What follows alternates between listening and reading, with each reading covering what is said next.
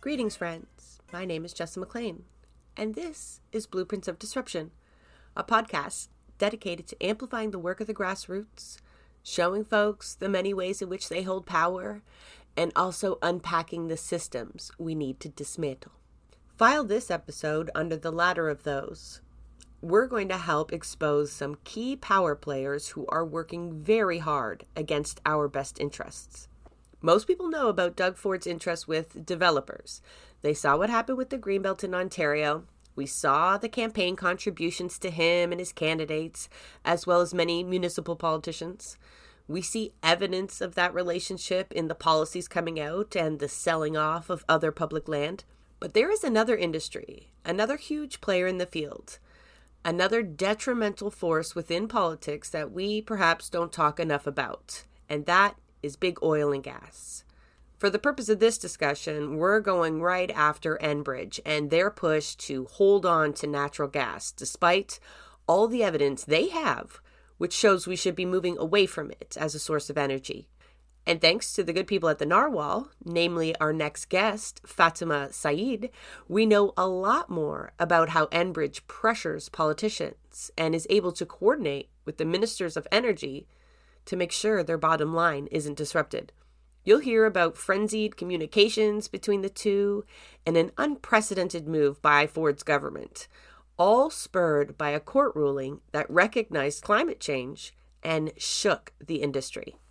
But before Fatima introduces herself, I'd like to ask a favor of the audience. If you folks could each share this episode on your own social media feeds, that would be a big boost to the show.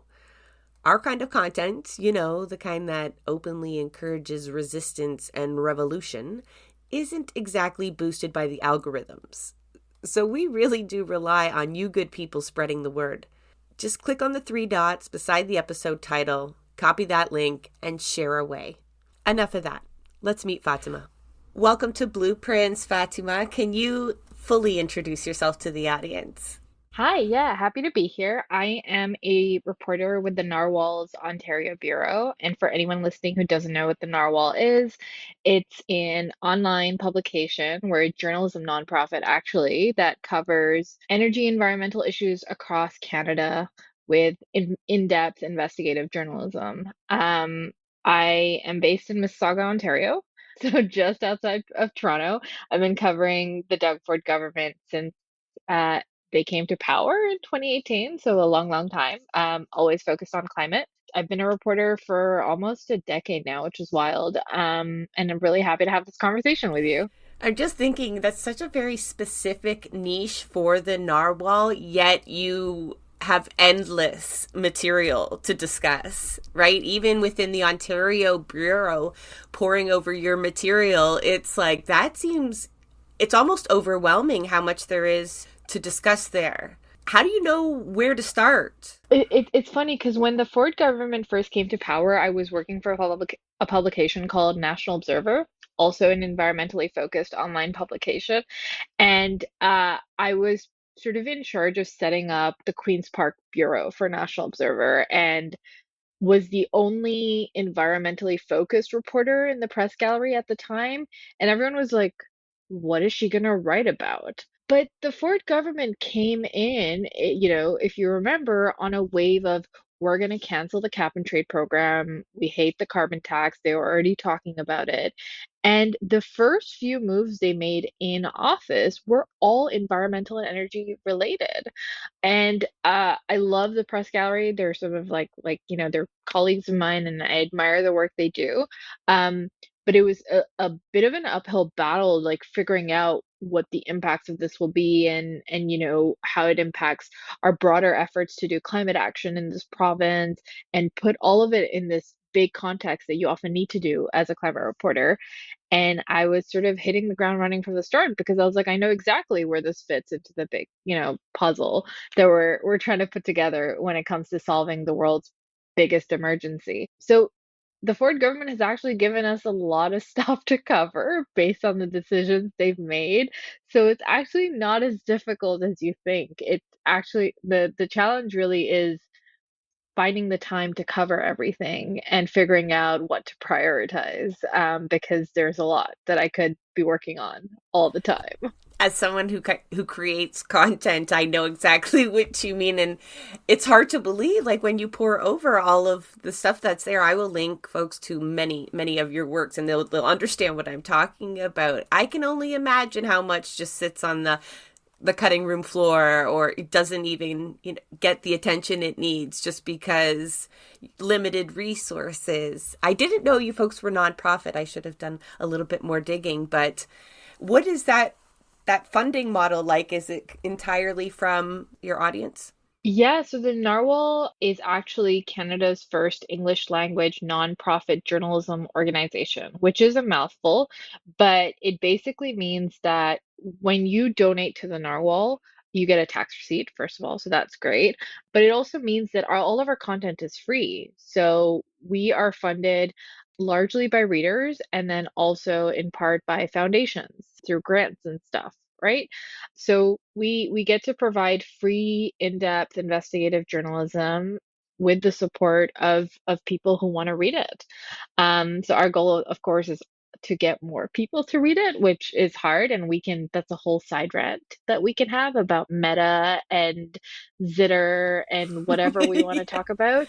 I can relate. Yeah. But it's really the Narwhal is like a beacon in Canadian media right now because it's thinking about journalism differently and still doing that in-depth investigative. And I've said that so many times already in our conversation, but also beautiful. We invest in photos, right? Like every story comes with gorgeous art because we understand that people are visual and they need to see things as well as read about things. So I'm really sort of a proud member of this organization, and I love the space they've made to allow us to do this kind of journalism and also to get really nerdy. Like, just if you look at the stories that I've published for the last year, they have been really, really nerdy, but I get to sort of explore those issues and help people understand why these nerdy things matter to their bottom line. Not that the reading isn't easy, but I had to pay attention because I don't pay enough attention to the energy sector. I think, especially here on the show, we've focused on, when we're talking about Ontario, Ford's relationship with developers. That seems to be, we talk about housing a lot, and so it just seems natural that we talk about that. And we have talked about Doug Ford in terms of climate justice. But again, it's the green belt that got a lot of the attention and mobilization. But being the Narwhal, you folks have honed in on his relationship with Enbridge. And my jaw dropped. I don't know why I'm surprised by anything any politician does at this point, but let's talk about it. I don't want to be the spoiler here. This is your story. You did some digging here, got some reports that we were never supposed to see, and maybe you can help me explain what that relationship is like between Ford's government and the suppliers of natural gas, among other things. But that's really what we're talking about. So it's actually a really long and complicated story. And it started um, just days before the Christmas holidays in 2023. Um, we were all ready to log off, and literally on December 22nd, 2023, at 6 p.m., the Ontario Energy Board, and I'll explain what they are, dropped this decision that just completely shook the energy industry in this province. So the board is it's kind of like court, but for energy issues. So they're independent, they're regulators. Their mandate is to make sure that Ontarians' bottom line is protected, that they're not paying too much for energy and they're getting enough of it. That kind of balance. And who's their mandate from? So their mandate comes from the government. So the government gives them this mandate, and they've had this mandate for many, many years. The people who are sort of adjudicators in this board are government appointed, and it's kind of like a lifetime thing. It's literally like a judge in a court situation, right? And these are meant to be impartial, independent. So they do have a mandate, but the decisions that they make are decisions they make of their own volition. No government interference. It's meant to be independent. They look at all the facts, they hear from all sides, and then they decide. The case before them was about Enbridge. So Enbridge was trying to sort of get a ruling from the board about its rates and whether it could continue to charge people to build its infrastructure, like pipelines. Right now, what happens is if you have Enbridge as your natural gas supplier and you look at your energy bill, there's a line on it that basically funds Enbridge's ability to keep building out its pipeline network and keep supplying natural gas in the province. Um, they're currently building pipelines, for example, in Ottawa, that the board is deliberating right now whether it should be allowed to charge for it and how much it should charge for it and how big it should be and so forth. They're expanding to rural Ontario. That's something the board will look at, right? Like, how much is it going to cost ratepayers? Is that enough? Like, is it too much? All that kind of sort of deliberation. So the board looks at this case and it's sort of like, the first one Enbridge has filed in 5 years because this happens every 5 years. And the board decides that Enbridge should not be charging homeowners to build its pipeline infrastructure, to build its natural gas. I mean, I love that. That doesn't normally happen because we kind of expect to pay all of capital's overhead. We Huge. pay landlords overhead, and it sucks, but it just seems to be natural to the capital market. So it's nice to hear there is some level of regulation here. My favorite part is who Enbridge decided to pass those costs on to. Well, this is the thing. The board was like, you can't do this anymore, which it's never done. And the board's decision was actually very dramatic because it was the first time they considered climate change. So they basically said that we're in a climate emergency and natural gas infrastructure is going to be obsolete. We're moving away from fossil fuels. So why are we charging homeowners to build something they're not going to be using in the future? So, like, no, you shouldn't do this. And instead, the board told Enbridge to charge developers. So if developers want to put natural gas connections in their new builds, they should pay for them. And if developers can't pay for them, then Enbridge should pay for themselves. Huge, massive, industry shaking decision dropped on December 22nd. So many players, I imagine, were calling for it, right? Like they're going, "What? I have never What?" seen energy Twitter, and yes, it exists, explode in this way. It was insane. Within hours, though, the Ford government, and at that time the energy minister was Todd Smith, within hours he releases a statement that he is deeply concerned about the decision, he disagrees about it, and he's going to overrule it with legislation because it's going to increase the costs of building houses. Again, the Ontario government has never in the history of the OEB, decades long history of the Ontario Energy Board, overruled a decision because that's the point of an independent regulator. They get to sort of be impartial. They don't have a political agenda. They get to make decisions based on facts. But in this case, this was unprecedented for the government to say they were going to overrule the board. So I started 2024 unpacking this decision, explaining to people why it mattered in the same way that I just did, and looking at the Ford government's decision to overrule it. In the span of several months, I received a lot of documents, internal emails through Freedom of Information that showed that in the hours before and after the board's decision was released, senior officials in Premier Doug Ford's office and also the energy minister's office were discussing the costs to Enbridge. They had made calls to the Enbridge president, discussed it with them, sent them their statement in advance, asked them questions about the impact of this decision to their bottom line, to the company's bottom line. And all of that sort of painted this picture of a relationship that seemed concerning. Like, so and then on top of that, you had experts saying, well, this decision isn't going to increase the cost of building houses, actually. It's going to decrease it in the long term because we'll actually be able to build them with the climate emergency in mind and put heat pumps and electric heating into new builds, and that's going to cost people less over time.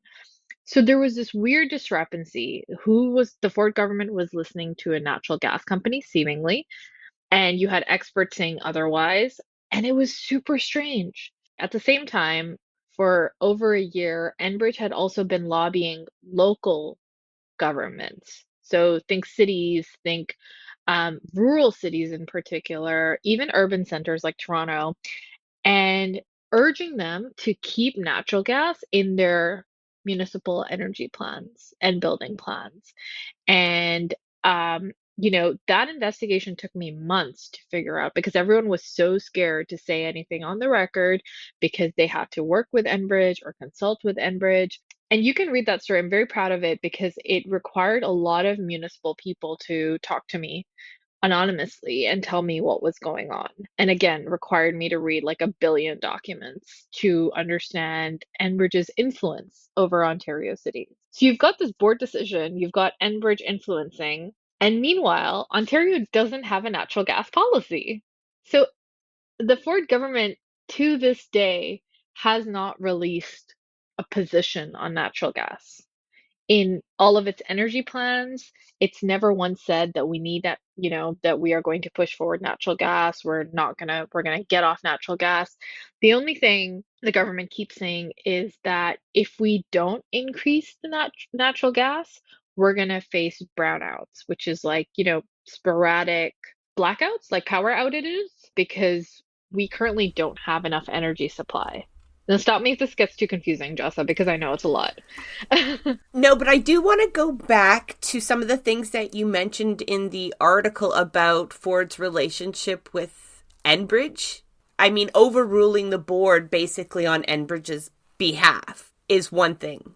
But you also found evidence of them coordinating comms, collaborating on communications, coordinating basically an attack on the energy board in the end, right? Using similar language to discredit them, to delegitimize the board together. And then you also found out about a report. I mean, that's what initiated my reach out, which made me angry to hear this. But that was really just a little bit of the story. But yeah. Well, the reason why I wanted to bring that context before we talk about the report, because all of this was percolating well before I'd learned about the report, right? And I had even forgotten that the government had did this until I got it. So while all of this was happening, the government had commissioned two companies to study how Ontario could facilitate an energy transition, which means how can we actually change our energy system to be climate ready, right? Like, what do we need to do? Do we need to increase renewables? Do we need to decrease something else, right? Like, how do we get there? And how much should we decrease right now or increase right now? All of this kind of modeling, nerdy things. They asked two companies to do that, come back to them, and they said that this report was going to be really important. It was going to inform all of their decision making on energy policy, and we never heard about it ever again. They commissioned it in the sort of proposal that they sent out seeking the companies. They said that it would cost up to $1.5 million of taxpayer money. I learned in November last year, the report was submitted in the summer. And it basically told the government to get off natural gas. They said that there is no way that the government could prepare its energy systems for the climate emergency without moving away from natural gas. Like every single scenario that they came up with said that natural gas had to be, foregone, that they had to move away from it.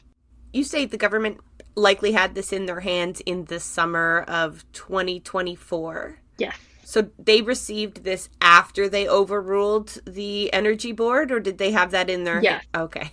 Because it would be really damning, too, if they had that in their hands and then we're like, actually, we know better. No. Don't pay attention to this report, and overruled them, but, not to give them any credit or anything. They've already overruled the board at this point. They get it in August. So they overruled the board in like February. It was very soon. They did it very, very quickly. And then in August, they get the report, but they don't release it publicly. Internally, they get it. Of course not. Now it would make them look awful, as well as natural gas. But then in November, I reported on the report. And it was surprising, right? Like, I asked the government questions about this and they didn't answer. Notoriously, like, the government doesn't really answer our questions about our stories. We try as much as we can, but in this case, we didn't get a response. But it is concerning that from my perspective, it is concerning that you have this government that is making all these energy plans, right? In the last several months of 2024, the new energy minister, Stephen Lecce, put out new plans that would, open the door to everything. Like it's the word he keeps using, it's technologically agnostic.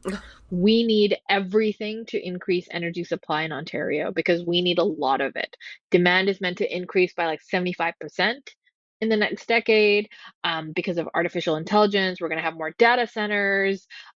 Industries are electrifying. We're getting electric vehicles. So we're going to need a lot more power. So we got to increase everything, especially because our nuclear facilities are being shut down for refurbishment and maintenance.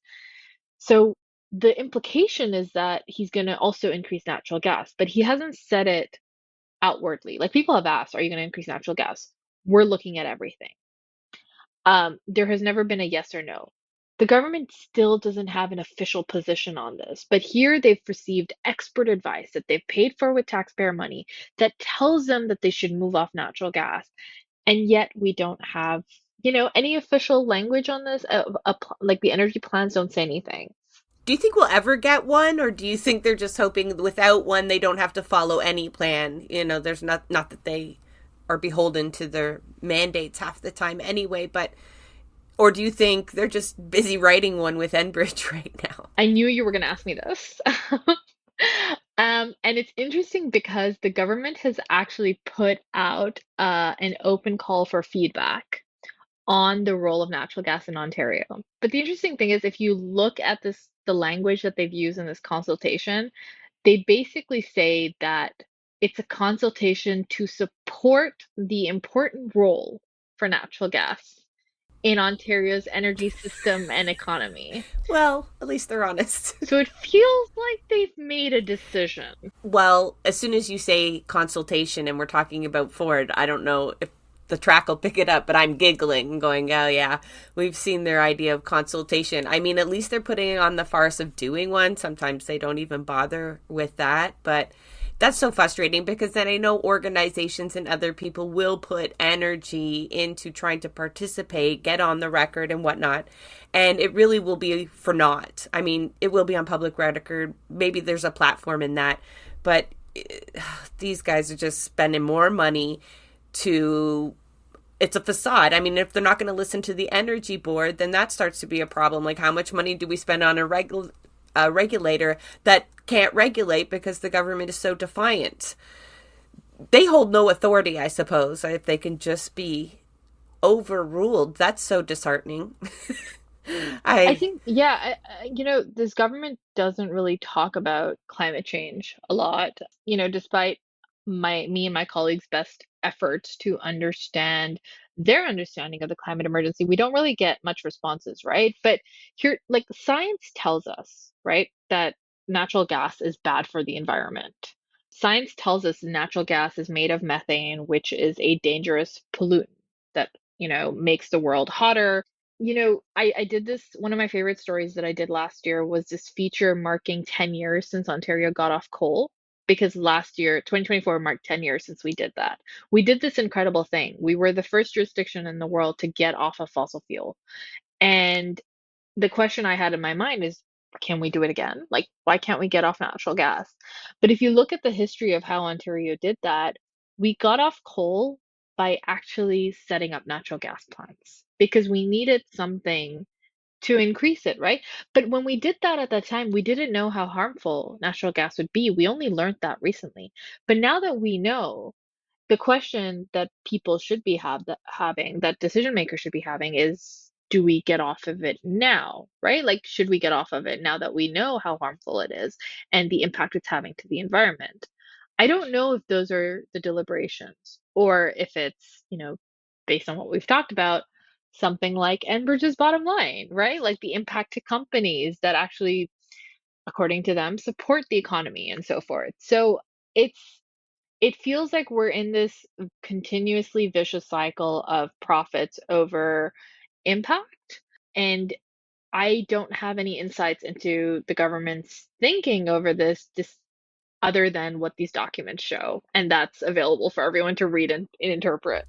Yeah, the level of lobbying that the gas industry does is incredible. And I was actually privy to a few conversations when I worked at a certain think tank and ran tech. So I'm just like literally a fly on the wall. And you're talking about like the heads of Enbridge and all the folks are there and they're talking.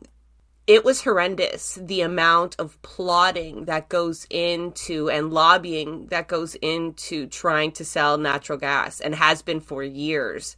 Like they knew that the science would eventually come out and were freaking out. Like that's the language you use in one of your articles, which feels good to hear them. Like Enbridge is freaking out, like they're stressed about something because they should be. Well, they are because I mean that's not someone at Enbridge saying it, but it's like someone watching the industry saying it. But if you like, as the board so acutely noticed, we are in a world that is trying to move off fossil fuels. I know it's not happening as quickly as we like, but it's it has to happen.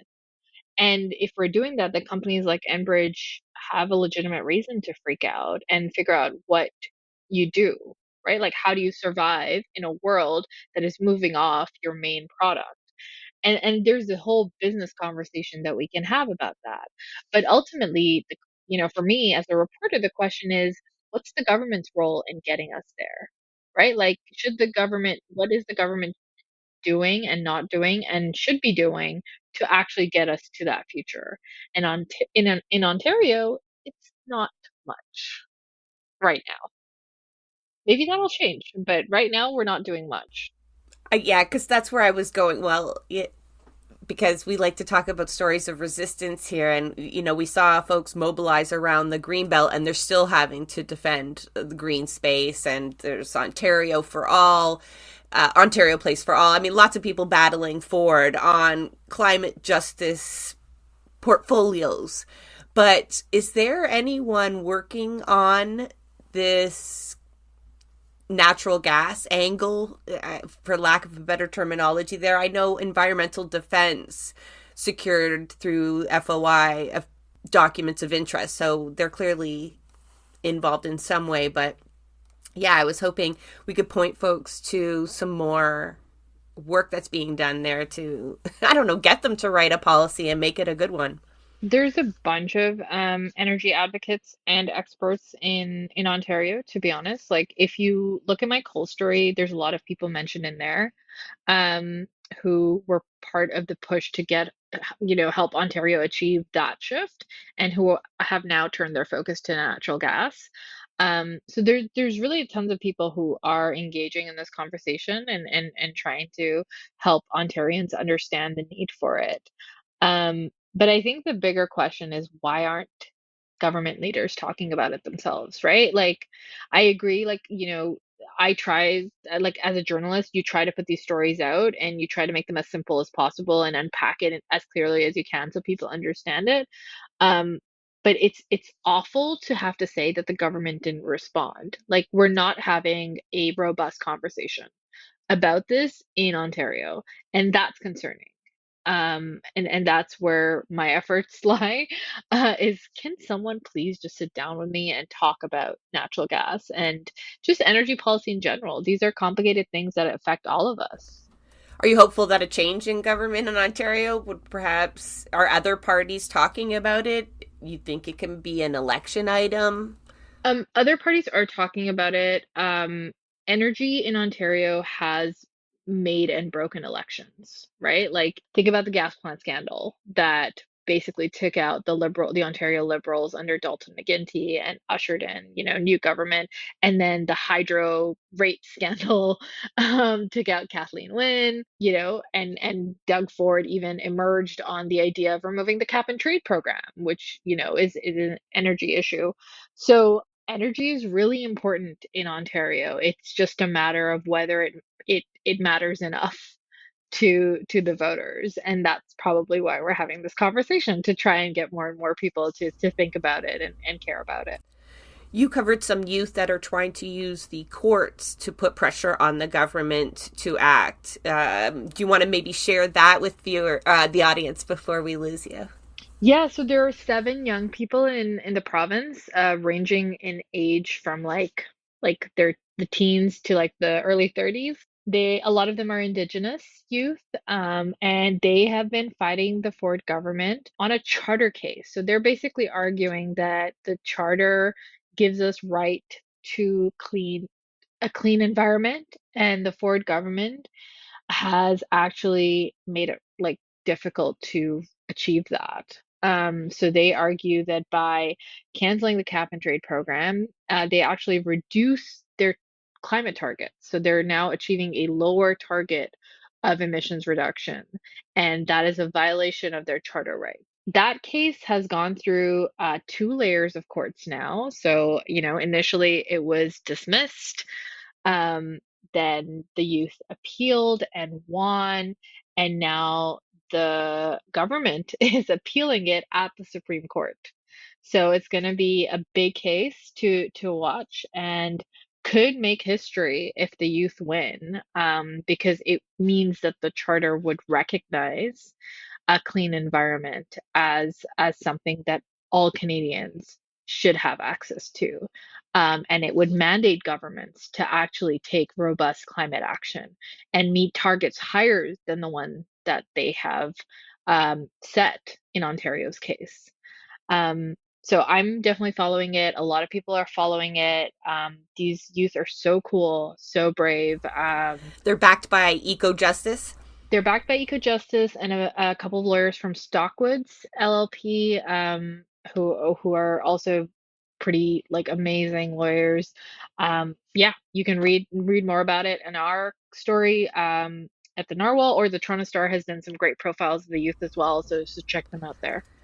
I think it was heartening to read because as I read it, the reinterpretation of the youth's case that got it bounced back into the courts was a level of acknowledgement, right, that this wasn't in fact a charter case, and undermined Yeah. the government's position quite a bit. So I'm hopeful there. I do love how going through your material just in the Narwhal, but you can also check out Fatima's website that you'll find linked. It's an array of like the problem stories, the stories that you work really hard on and you investigate and they make us really mad. But then you can balance that out because she's also got a lot of articles on youth kicking ass, challenging the government, even here in Ontario. So you can balance that out, and it ends up being a bit of a hopeful feed, even though like this is crazy time to be in your position. So much to do and write about, and I imagine moments of just rage and what is that movie where they know the meteor's coming and they're trying to tell everybody and no one is listening? Well, we're listening, but not getting the action that we deserve. So I very much appreciate your work, Fatima. No, thank you for saying all of that. I think being a climate reporter often means sometimes you're digging through the weeds of like the shittiest things, not enough action, bad action, action that will actually make things harder for us, all that kind of stuff. But there are some really cool things happening in the world, like the youth case, even on the energy file. I know we talked a lot about natural gas today because that's sort of the most obvious thing that we could do to reduce our emissions is get off natural gas right now. But there's some really cool energy projects too. I know I said the coal story was my favorite, but another favorite of mine from last year was the story I did about Wate Power, which is a 51% Indigenous owned transmission line that 24 First Nations in Northern Ontario fought for 20 years. and they fought to own it, they fought to build it, and now they get clean power. They got off diesel and they get clean power and they're connected to the grid. And it's such a beautiful story. So there's a lot of people doing really cool things to actually curb the impacts of the climate emergency in their own communities. And I think it's just a matter of putting a spotlight on the stories and hoping that people will read them and feel emboldened, right? Like it is possible to do good things. It is possible to take a strong climate action and make the world better. It might be difficult to get there, but that doesn't mean we can't do it.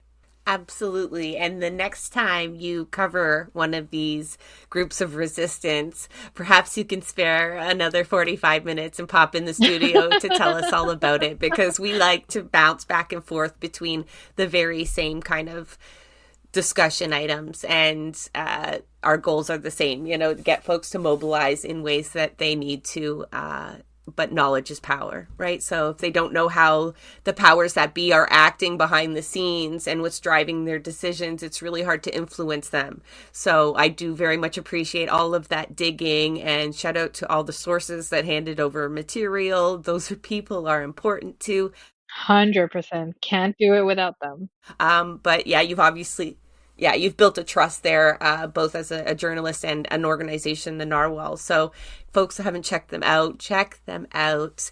Links are all in the show notes to everything Fatima mentioned here, so that you can do even more digging yourselves. Thank you so much, Fatima, for your time and your journalism. We very much appreciate it. Thanks for having me, Jessa. This was fun.